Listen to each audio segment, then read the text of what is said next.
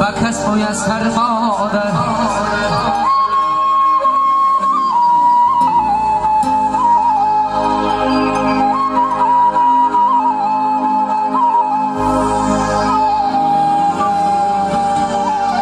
این عالم زیخم مسنگیرم و کش که بمیرم در پیشی پای مادرم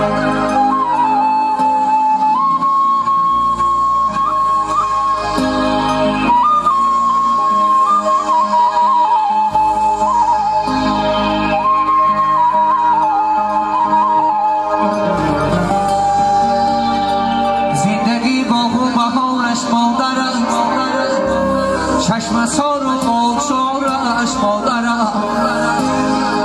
هر کی را بینی به دنیا سربلند اولین آموزگارش مادرم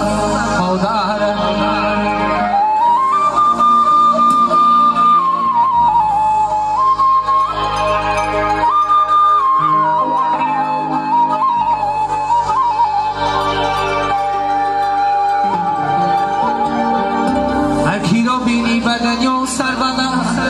اولی نمازگارش مادر است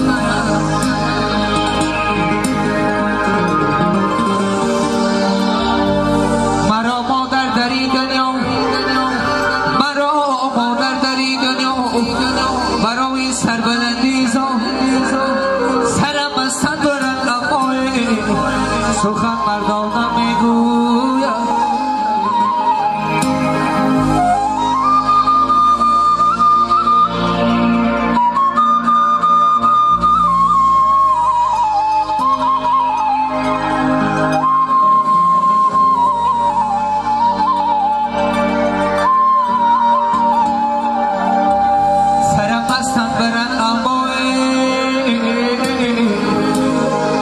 سخن مردم نمیگوید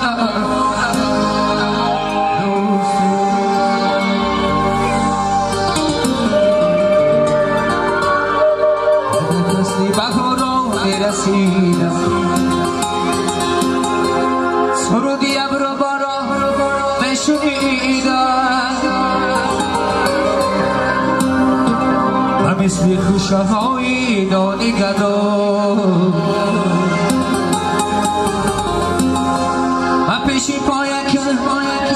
سر مکشیدم بارون اگر بیماره زمین گل بیکاره پرنده ها میخوانند سرود سبز پرنده ها میخوانند